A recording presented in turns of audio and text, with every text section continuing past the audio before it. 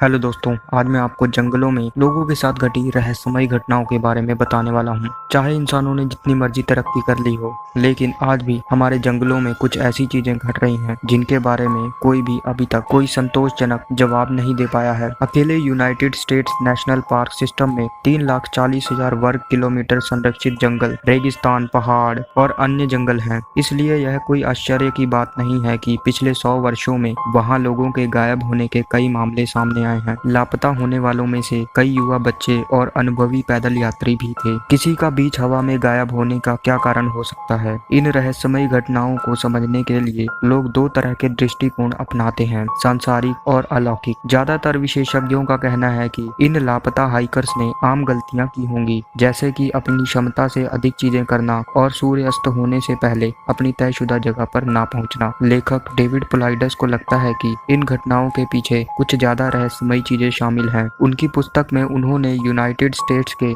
पार्कों से रहस्यमयी तरीके से गायब हुए 1,100 से अधिक मामलों की जांच की है।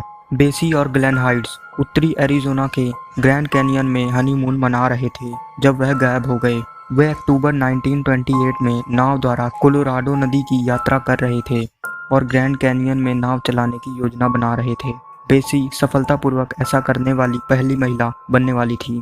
ग्लेन ने पहले भी कई कठिन नदियों को पार किया था, लेकिन बेसी अभी नौसिखिया थी। उनके गायब होने से कुछ हफ्तों पहले वे अन्य नाविकों के साथ थे, जिन्होंने कहा कि उन्हें लग रहा था कि बेसी वापस जाना चाहती थी, लेकिन ग्लेन उसे ऐसा नहीं करने दे रहा था। यदि वे यात्रा को सफलतापूर्वक पूरा कर लेते तो वे पेड लेक्चर टूर पर जा सकते थे। इसलिए यह यात्रा केवल मौज मस्ती से अधिक थी, इसमें पैसा भी था।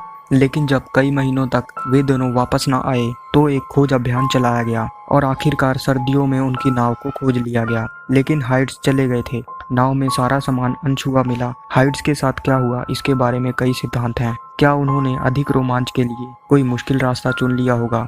क्या उनमें कोई बहस हुई थी जो हिंसक हो गई होगी, या उनका अपहरण कर लिया गया था? हाइट्स के साथ जो हुआ उसके बारे में अलग अलग सुझाव दिए जाते हैं। सबसे रहस्यमयी बात यह है कि कई लोगों ने बेसी हाइट्स को उनके गायब होने के बाद कई बार देखने का दावा किया है।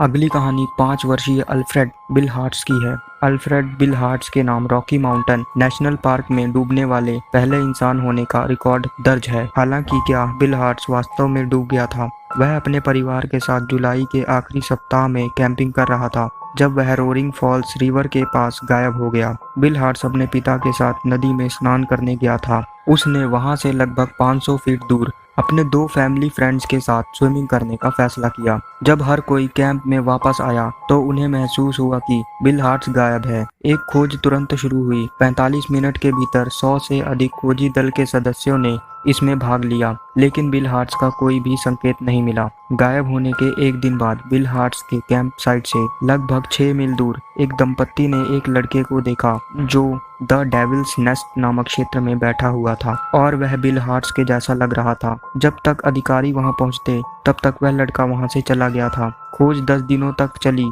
इसमें 150 पुरुष और कुत्ते शामिल थे। हालांकि खोजी दल का आकार 8वें दिन के अंत तक घटाकर 1 दर्जन कर दिया गया। यह बड़ी आश्चर्यजनक बात है कि पार्क रेंजर्स ने उसके गायब होने की घटना को डूबने की घटना बताया। अगली घटना ओजार्क नेशनल फॉरेस्ट की है। आक्सस के ओजार्क नेशनल फॉरेस्ट के पास डेविल स्टेट पार्क से 8 वर्षीय कैथरीन वैन गायब हो गई, जहां वह और उसका परिवार कैंपिंग कर रहा था। कैथरीन अपने भाइयों के साथ खेल रही थी जब वह रास्ता भटक गई, और उसके गायब होने की घटना को रहस्यमयी बनाने वाली बात यह है कि जब वह 6 दिनों के बाद जंगल में भटकने के बाद पाई गई तो वह शांत थी।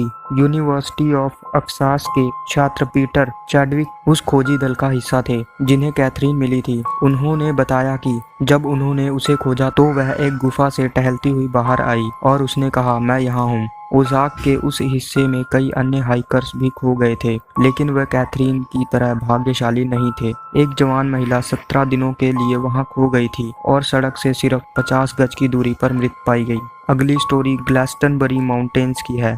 ग्लास्टनबरी माउंटेन्स और वर्मोंट्स लॉन्ग ट्रेल के पास ग्रीन माउंटेन नेशनल फॉरेस्ट में एक इलाका है जिसे पैरानॉर्मल चीजों पर विश्वास करने वाले वेनिंगटन ट्रायंगल के नाम से जानते हैं। इस क्षेत्र को 1945 और 1950 के बीच हुई रहस्यमयी गुमशुदगी के मामलों के कारण यह नाम मिला था। लेखक जोसेफ ए सिट्रो ने इसे यह नाम दिया क्योंकि जिस जगह से लोग गायब हो रहे थे वहां बहुत ही असामान्य घटनाएं हो रही थी। पॉला वेल्डन इस अवधि के दौरान ग्रीन माउंटेन नेशनल फॉरेस्ट के उस क्षेत्र से लापता होने वाली दूसरी इंसान थी। 18 वर्षीय वेल्डन एक कॉलेज की छात्रा थी जो दिसंबर 1946 में लॉन्ग ट्रेल पर निकली थी। वह चलने के लिए तैयार हुई थी, न कि किसी लंबी हाइकिंग के लिए। उसने जीन्स, एक कोट और स्नीकर्स पहने हुए थे। उसके पहनावे से साफ पता लग रहा था कि उसने अंधेरे से पहले लौटने की योजना बनाई थी। कई लोगों ने उसे हाइकिंग करते हुए रास्ते में देखा था। जब वेल्डन अंधेरा होने पर भी वापस नहीं आई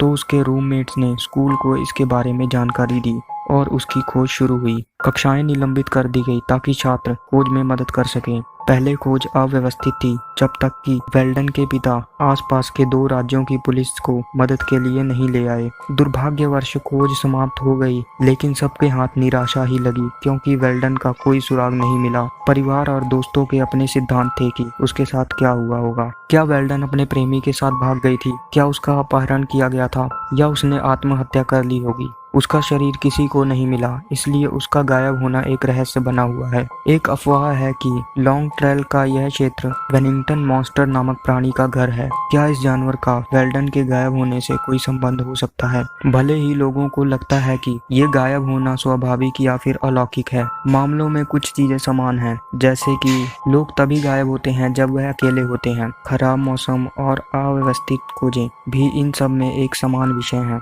आप मान सकते हैं कि ये दुर्घटनाएं अपहरण या इससे भी ज्यादा कुछ भयानक चीज हो सकती है, लेकिन हमें इन कहानियों से सीख मिलती है कि जंगलों में रहने के दौरान कैसे सुरक्षित रहें। दोस्तों, अगली कहानी लैरी जेफरी की है। लैरी जेफरी हबोल्टन टोयाबे नेशनल फॉरेस्ट में 12,000 फुट के माउंट चार्ल्सटन के शिखर के पास, जो कि लास वेगस से कुछ ही दूरी पर स्थित है, से गायब हो गया। लड़के के अपने भाइयों से दूर भटकने के तुरंत बाद उसकी खोज शुरू हुई। कुछ दिनों के भीतर ही नेशनल गार्ड और ब्लड हाउंड्स की एक टीम ने खोज में हिस्सा लिया। एक टीवी इंटरव्यू में डेविड पुलाइडस ने रिपोर्टर जॉर्ज नैप को बताया उस जगह कोई शिकारी जीव नहीं थे और चूंकि वे जिस क्षेत्र में थे वह बहुत ही एकांत में था, तो कार से अपहरण की संभावना को भी बाहर निकाल दिया गया। यह लड़का बस गायब हो गया था, पुलाइडस ने कहा। जब जेफरी गायब हुआ उसने हल्के कपड़े पहने हुए थे और अधिकारियों को संदेह था कि वह रात में ठंडे तापमान से बच भी पाएगा या नहीं। खोजकर्ताओं को लड़के के निशान मिले,